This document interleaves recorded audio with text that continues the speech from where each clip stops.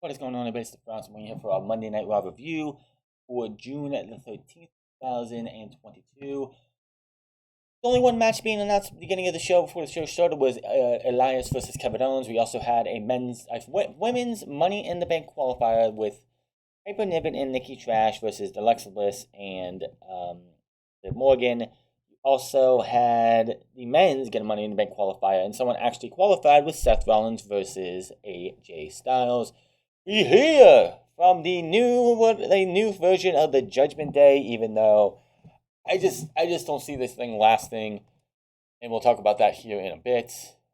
Plus, WWE decided to end Monday Night Raw with a pose off between Austin Theory, and Bobby Lashley. And I'm recording this before the pose off happened because I don't give a shit about a fucking pose off.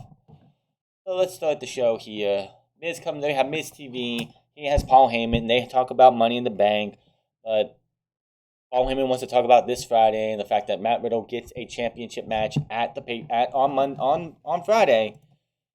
Matt Riddle comes out, and it's in his face. Paul Heyman pretty much says, "Listen, you are only going to get one shot at Roman Reigns and his Universal Championship. If you win, obviously, you become the new Universal Champion. If you lose, however, you can never challenge for the WWE Undisputed Universal Heavyweight Championship again, so long as Roman Reigns is champion." He introduces the Usos. The Usos come out come the Street Profits. And we lead us to, which I thought, oh, great, here we go, because the Miz is in the ring, the Profits are in the ring, we could have ourselves a 6-man tag team match, but no, it's Montez Ford versus Jimmy Uso, obviously. Ford and Dawkins, the Street Profits, won a championship contenders match by countout last week, because WWE didn't want to have the Usos get pinned, so they had to have them lose somehow to get the match. All I gotta say about this is, can we please... This is gonna end. The Usos are gonna win the match, obviously. And then we're gonna go to... you gotta have something else. You have this whole Viking Raiders are coming soon thing for whatever fucking reason. You got the Judgment Day could be in the tag team title hunt, but they're heels. You gotta do something. It cannot be the Usos versus the Street Profits and the Usos versus the New Day for the next 6 months. I am getting tired of the same people over and over and over and over and over again. Come on. Match was good, as you know. Ford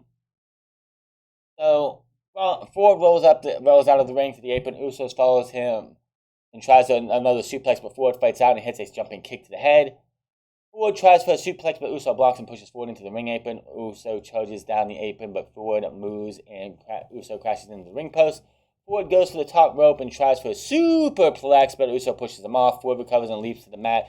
Catches him with a super hurricane runner. He goes for the frog splash, but unfortunately Jimmy got his knees up and gets the win like that.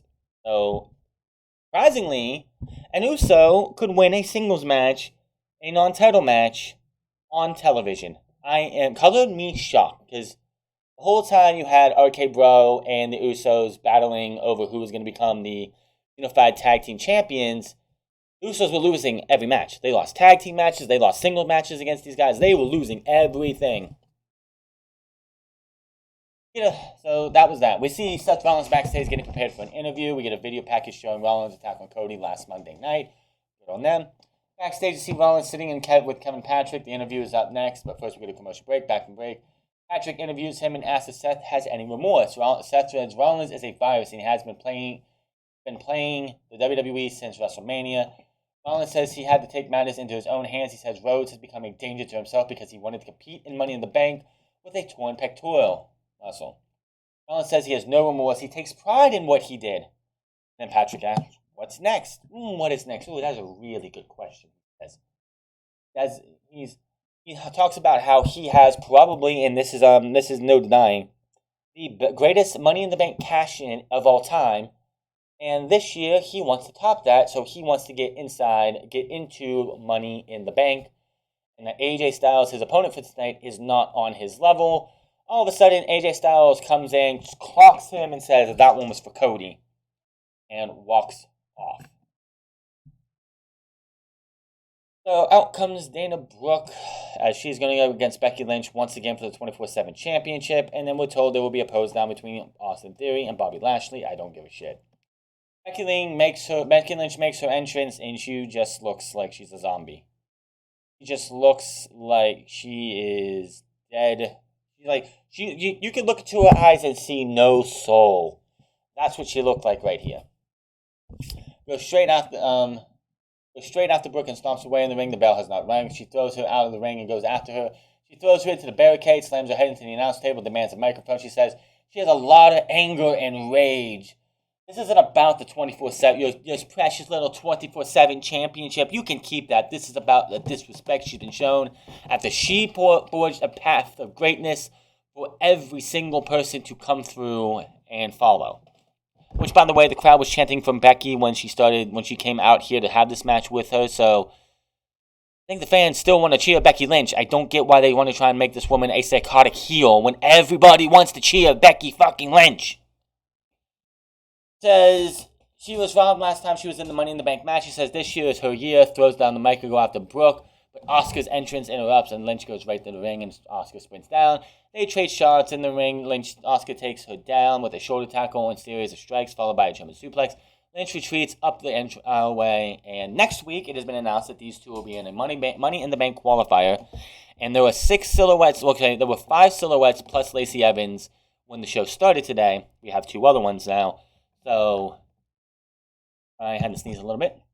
So there are going to be 3 from Raw, 3 from SmackDown, and looks like it's going to be either Liv Morgan and Bliss or Piper Niven and Nikki Trash and Becky or Asuka going into the Money in the Bank qualifier for Monday Night Raw. So, reminded that Seth Rollins and AJ Styles will meet later tonight. We get a clip of Bliss tossing Lynch from the ladder in 2018 to win the match. Money in the Bank ladder match. Back in the arena, Liv Morgan makes her entrance. Nikki Trash makes hers, and she has new black and gold gear. Does it make the gimmick any better? Absolutely not. I did forget to mention that Becky Lynch was on the ramp when Alexa Bliss made her entrance, and she said, I helped you get that briefcase last time. Which, if I was Becky, I would have ran out and screwed her and Liv Morgan out of this match. That's what I would have did. Get a clip of Nikki winning last year, and I saw so many people on social media forgetting that Nikki was the Money in the Bank winner last year. She cashed in on Charlotte the next night, became the women's champion, which was an absolute dumpster fire. So we have the match here. Liv Morgan definitely looks like she's just wrestling in her underwear. That's all I got to say about that. That's went pretty decent in time. Piper pulls Morgan off the ring apron and slams her to the floor. She misses a senton on the floor. Nikki catches Morgan with a dropkick through the ropes. Bliss catches Nikki coming back into the ring and hits her with a DDT for the pin and the win. Obviously, Alexa Bliss and Liv Morgan were winning this match. After the match, they hugged, and then they realized, they looked up, and then they separated. It was like, yeah, I'm going to win. They both pointed up. Lacey Evans, Bliss, and Morgan will be in Money in the Bank with only 1 for Raw left to go, and that is going to happen apparently next week. Commentary team tosses to the Judgment Day, adding Finn Balor and subtracting Edge for their ranks on last Monday. Which, I said this on social, Judgment Day makes no sense without Edge. The whole antithesis of the Judgment Day was Edge, and them learning from the greatness of Edge, from all the years, all the sacrifices, all the bumps, all the bruises, all the tough matches, all the 5 stars, everything was all to learn under the tutelage of Edge. What do they have now? Now, granted, Finn Balor has things they can learn under too, but Finn Balor, it makes no sense. We'll hear from them later, but right now, it's time for Kevin Owens versus Elias. So, this match I really didn't care about. Elias wins by countout. Owens is very upset with himself, so in case the microphone says he needs to speak with Zeke Freaks. Fuck that shit. He says he wants in the men's Money in the Bank. He says he's got a hold of his older brother, and Elias has packed up his guitar, and he's going to come to Raw next week. Sure, how are they going to do this? How are we going to get Elias to come back? And for one, I think they'll probably have some kind of like concert that he did, or they had him do some vignettes or some kind of video package that they can play before he shaved the beard. So like, hey, look, there's Elias. I don't see how they do this. I don't. Got a video recap of Cedric Alexander getting into the business of MVP and them. Back in the ring, MVP makes his entrance alongside Omos. MVP faces Alexander next. Back on commentary, team shows us a video of John Cena with the young fan from Ukraine. Heartfelt story. Why do we have to see that? Why do we have to shove this down our throats? Yes, I know John Cena's coming back. Yes, it was a great thing, but you don't have to show it every fucking show. I'm just saying. After break, MVP on the microphone and says Cedric doesn't handle rejection very well. He's been getting in the abyss, and he says Alexander belongs down to the bottom feeders, while he and Omos belong up there. Putting up to the Money in the Bank, and MVP thinks Omos can reach the briefcase from the first or second rung. That is bullshit. And he's going to be Mr. Nigerian in the Bank. Okay, so this match lasted 2 minutes, give or take. Cedric got a little offense in, went to go do something. Omos just put his hand on the rope. MVP hit the play of the day, I guess is his finish now, and beat him in seconds. No time, like less than 2 minutes. I swear, it was like a 2-minute match. I thought we had a women's match going on because this is how long the women's matches usually go. Omos throws Alexander out of the ring, and that was that. Backstage, we get hype video, like words from AJ Styles and Seth Rollins going into the match, which is coming up next. And yeah, Rollins says he says he'll dedicate his victory and his victory at Money in the Bank to the American Nightmare, Cody Rhodes. AJ Styles versus Seth Rollins. It's two of the best in WWE that you have in the ring. What did you expect? A lazy match? These two went out there and they beat the shit out of each other and they had a damn good match. But Styles had his leg worked over the entire match. So Styles goes for the clap for the phenomenal forearm. The sunset flip. Rollins reverses it into a roll-up and gets the pin in the win. So Seth Rollins makes it into Money in the Bank. And there will be 6 participants for this as well. I don't know who's going to... They didn't say anything about a qualifying next week, but, why not just have a tag team match for 2 things? I don't know. We'll see. Matt Riddle versus Tommaso Ciampa. Of course, Tommaso Ciampa got jobber entrance because they were wasting this guy away. I don't know why. He's one of the best in-ring. He's one of the best storytellers in WWE over the last 20, 30 years. He's one of the best workers in the ring. One of the best sellers in the ring. Why is this guy being just used as a jobber? You can't find something for Tommaso Ciampa. Why is he on the main roster? I mean, yes, he had nothing left to do in NXT, but this guy shouldn't have to wait. Did get some offense in, but final floating bro in that way, and then an RKO for that. All you can say. There was nothing special about the match, and Ciampa deserves way better. I hope they have something for him, but I just don't see it happening. Elias comes out, she's in the ring, she says she's looking forward to facing Ripley because they are part of a new generation of women in WWE. Not as long as Charlotte 9000, Becky Lynch, Bayley are still there. Your generation is still got another 4 or 5 years to go. Unless all 3 of those women just run away. Or leave. Ripley appears on the screen.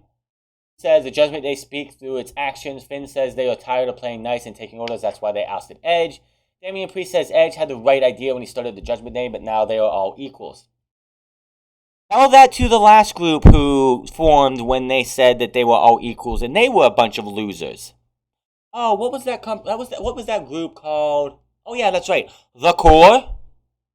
That's exactly what they said they were. They said they were all equals. How well did that work out? Now we got the New Day. That is one type of thing you can show is that they are all equals. They're all treated equally. They're like the greatest faction in WWE history because of how the longevity. They've been together for almost 10 fucking years, mind you. If they make it to 2024, that'll be crazy. She says she doesn't tell people she's intimidating. She just is. She says she has her teeth knocked loose last Monday and she loved it. Ripley says she'll eradicate Belair at Money in the Bank and walk out a 2-time Raw Women's Champion. That was that. Get another hype video for John Cena's return on the 27th. Back in the ring, we have Chad Gable versus Mustafa Ali. This match was another 2.5-minute match. Gable hits the rolling German suplex, aka the Chaos Theory, after Otis gets involved for the 1, 2, 3 and picks up the win. Gee, I wonder why all those people thought, oh, look, Mustafa Ali's back. He's going to get a massive push. The biggest push that he got was getting a WWE US Championship match at Hell in a Cell, and that's it. They're not going to do shit with him. And he'll probably be a part of the next set of cuts because that's what they want to do. Rey Mysterio versus Veer Mahan was your main event match of the night, in which Veer and Rey Mysterio fought. Rey Mysterio put up as much of a fight as he possibly could. Dominic was out there. Dominic got kicked and knocked over the barricade, and then Veer beat up and put on the clutch on Rey, and that was it. And then again, the pose down happened. I didn't really care. I didn't care to stop by and watch. You're getting Austin Theory versus Bobby Lashley at Money in the Bank, and that's all you have to say about that. Monday Night Raw. Things don't make sense, though. The Judgment Day doesn't make any sense. I don't know why anyone cares about the Judgment Day. Elias versus Ripley should be a good match. I wish Ciampa versus Matt Riddle could have been a 15-minute banger. That would have been great. I know those two guys can go out there and put on a hell of a showing for you. WWE Vince McMahon does not care about Monday night or Friday night shows. It's all about the pay-per-views. That's where the big matches happen. But there's your Monday Night Raw review. It is a shit show. Who gives a shit? Hit that subscribe button, comment down below, like or dislike this video. Find me on Minds of the France Club. Find me on twitch.tv/The France Club. And find me on Instagram at The France Club. And I'll see you guys on Wednesday, where we might not have a triangle ladder match for the tag team titles. We might have a tag team ladder match. Who knows? Until then, my name is France, and I'll see you guys later.